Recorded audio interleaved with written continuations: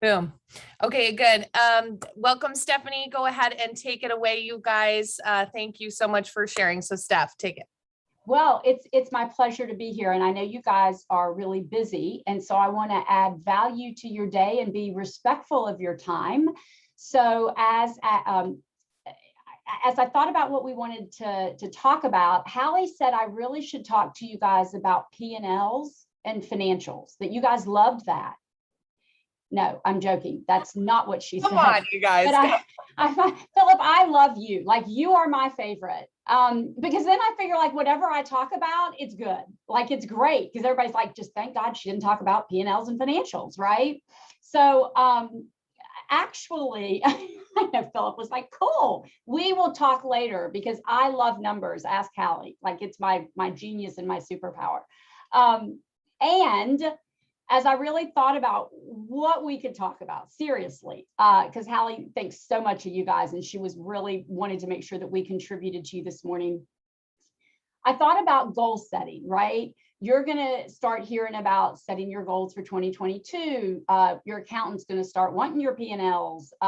You're going to start thinking about what's it look like in the future. And I thought, you know, I could get on there and share strategies with them, right? And that's kind of the instruction manual, the scripts, the whatever, right? And then the other side of that is we don't sometimes implement them to the highest level, which is executing them. And so I thought, what's the connection between getting the strategy or the training and executing and getting the results we want? And that's where I thought we might spend 15 or 20 minutes this morning, because it reminded me, I don't know if you guys have ever heard of the book, The Inner Game of Tennis by Tim Galloway. One of our MAPS coaches, Jordan Freed, does a lot around a formula that's found in that book, and we find is directly related between the plans we make, the strategies we get, the goals we set, and the results that we have, right? So if you guys are okay, I'm going to switch to a document camera so that you can see what I'm telling you, because I find that's easier than just listening to me talk. If it doesn't zoom in and pick it up, I'm going to turn it and change it again, because sometimes it takes it when it sets on one thing for too long, it takes it a minute. It's not much better, is it? Hang on. Let me try it one more time. It's working. That's great. Just in case you guys missed it, The Inner Game of Tennis. I wrote it down. There we go, Steph. It looks great. Yeah. It just sometimes it takes a minute to engage. So here's the formula. And if you want to write it down, don't write it down if you're driving. It's recorded, but performance. So our performance, our results, equals our potential minus interference. Okay. So our performance or our results are simply equal to the potential we have minus interference. Okay. Now, here's what we know. Performance is related directly to possibility and how we view possibility. So possibility is just, it's what drives this relationship that we have with performance, okay? And what determines how we view possibility is something called our programming. Okay. Our programming is what's running underneath everything we do. And we find that there is this direct link to the interference we face in hitting our goals. So have you ever had somebody say to you, it's just what's between your ears? It's just what's going on in your head, right? So I want you to write this down, and I want you to remember this forever. What governs your actions is what you deem as possible. So what governs your actions is what you deem as possible. So on page 81, because I'm not, no good MAPS coach ever leaves a call, especially one that's recorded, that does not reference the MREA book. So if you look at the bottom of page 81 in the MREA book, there is a quote about thinking in possibilities. Okay. So what I want to spend some time on is, if we want the best performance, what's our interference that's directly tied to this programming that's running underneath in our world? Okay. So in programming, we get this from two parts. There's nature and there's nurture. So nature is really just innate. It's what we're born with, right? You're born with blue eyes. You're born with dark hair. You're born with, some people say you're born left-handed or right-handed. Some people will argue, well, but I wouldn't let my child be left-handed. I made them, I tied it behind their back, but that's just mean, right? So don't do that to children. Let them be whatever handed they're supposed to be. But that's what this is nature, is what we're born with, and nurture is really stuff we sort of pick up along the way. Okay. Now, in the nurture world, we pick things up along the way through two vehicles. We pick them up consciously and we pick them up unconsciously. Okay. So unconsciously, you don't choose it, right? It's a belief. It just gets put on you, right? I'm going to give you an example of that. Gary Keller, if you ever hear him talk, he will say he was in college and he looked down and he bit his nails all the time, like to the quick, like it looked painful. And he couldn't figure out why he did that. And he was home one Thanksgiving from college and he looked down at the other end of the table and there was his father biting his nails. And he was like, oh, got it. Unconsciously, somehow he has picked up that habit, right, of biting his nails. That's how we get programming unconsciously. Consciously, we choose it, right?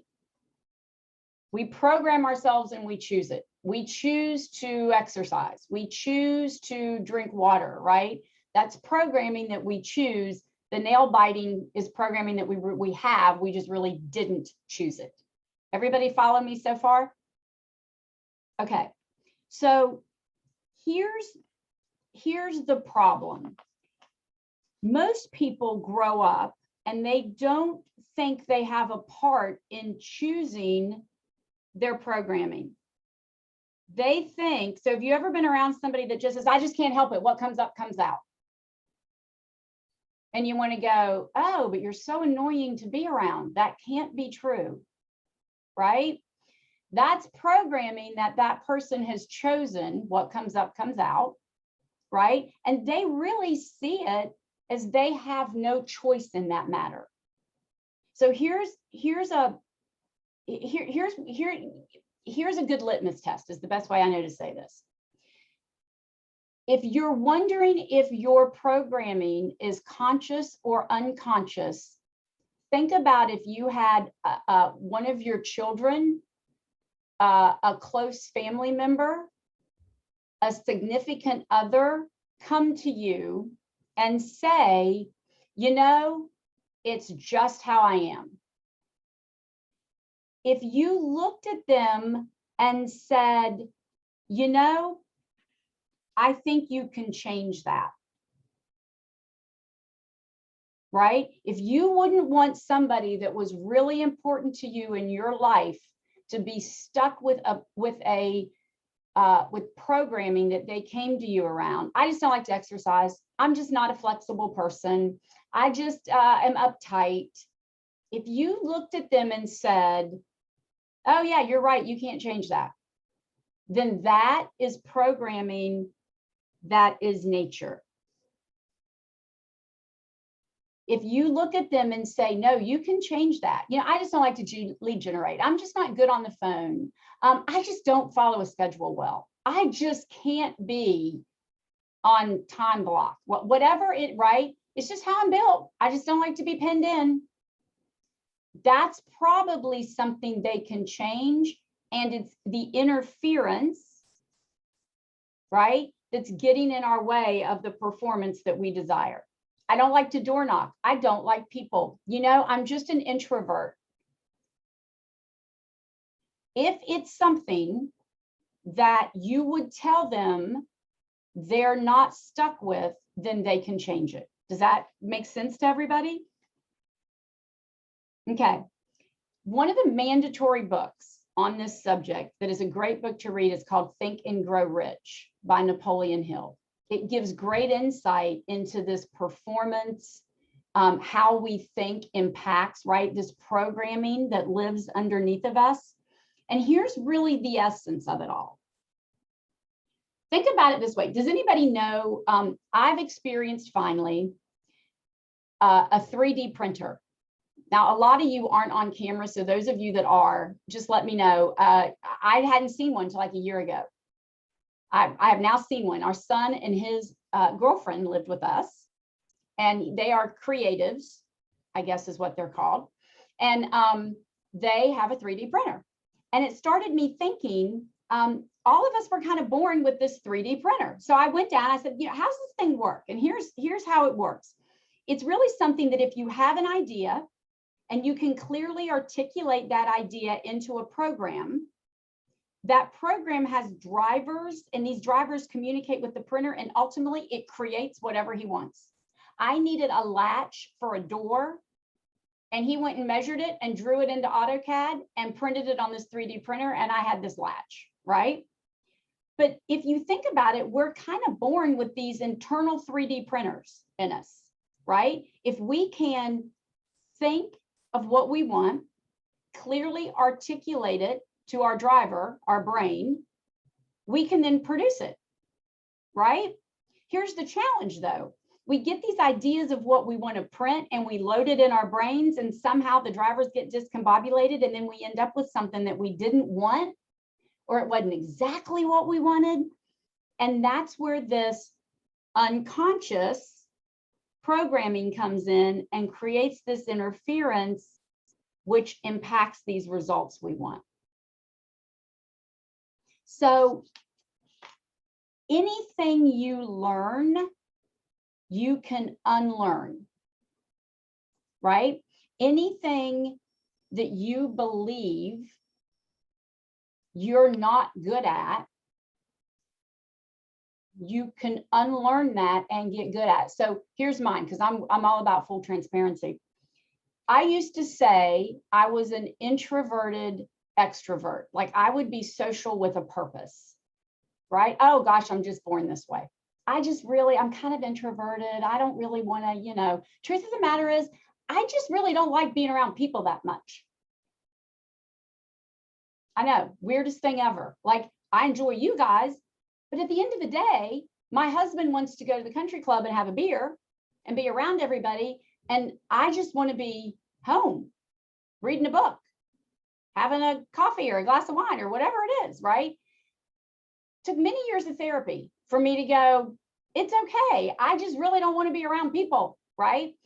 But that was programming that was causing issues in my marriage, right? Not to be so personal here, but I didn't want to do what he wanted to do. And I had to give myself, right? I had to unlearn that I don't have to make excuses about it. This is just who I am. This is how I recharge.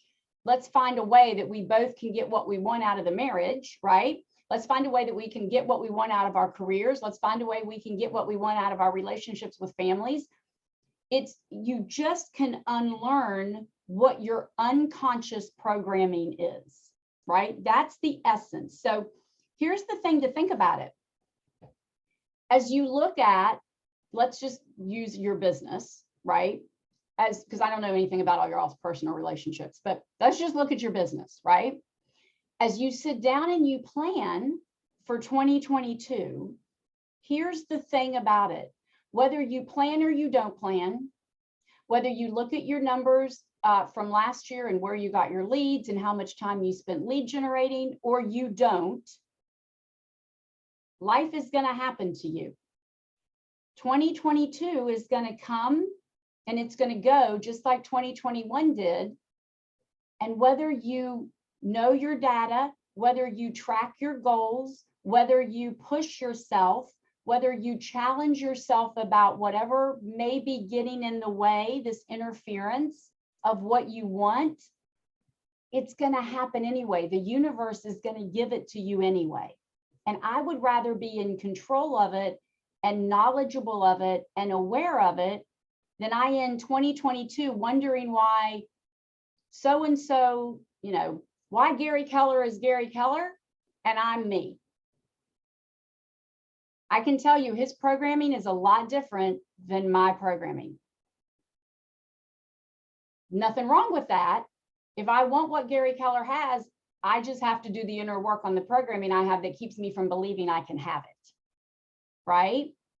And so I really wish for all of you to let go of the programming that's holding you back from whatever it is. And here's some great questions to get you started on that. As you think about 2022, right? The first question is, what is it that I need to unlearn? Don't worry about, do you know how to unlearn it? Just what is it I need to unlearn? Get a coach, go to Hallie. She is one of the smartest women I've ever met. Go to Hallie, go to whoever you trust to assist you in this. But the first question is, what do I need to unlearn that's holding me back? The second thing is, I would ask, where am I stuck in my business?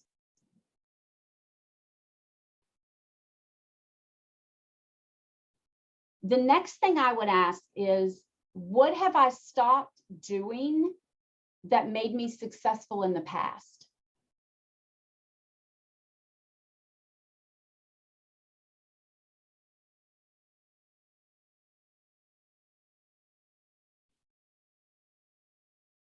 And then I would ask, on a scale of 1 to 5, how well am I leading myself? 0 being, or 1 being, I don't even understand what that question means. And 5 being, oh my gosh, I'm like sick of myself. I'm leading myself so well.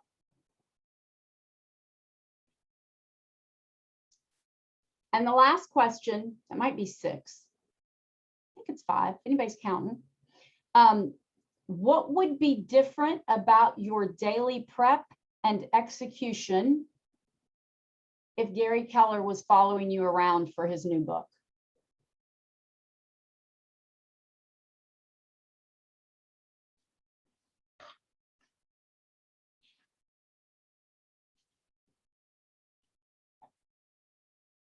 Okay. That's it. Like, there's no big finale. Thoughts, questions? I mean, it took 20 minutes. So. Great. No, Stefanie, I think that's awesome. Thank you so much for sharing the things that we need to be in to have that connection with those questions right at the end. I loved number 4, when you said on a scale of 1 to 5, how well are we leading ourselves? We look at our leadership team leaders, OPs, coaches and stuff about leading us, being that support system, but how are we taking ownership of our actions? Right? How are we leading our production? How are we taking ownership of the results? I think that was a great one. I loved that. Who else on the call? Philip, does anyone, maybe start with Philip? Do you want to share any of the answers of those 5? Do you have any insights, things like that from that? I think with question number 5, I think I've definitely tightened up in how I start my day. I think we start off with the great intentions of the miracle morning, and it becomes like a modified version of it, right?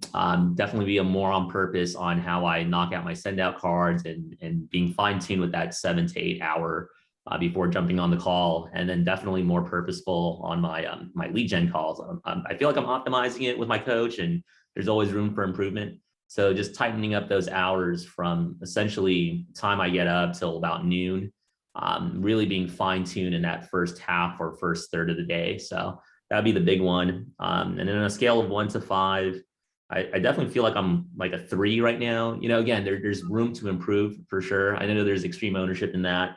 And then 3 is a tough one. You know, I mean, there's a lot of stuff that I stopped doing because I feel like, hey, I can focus my attention on optimizing, you know, just working through database, referrals, social media.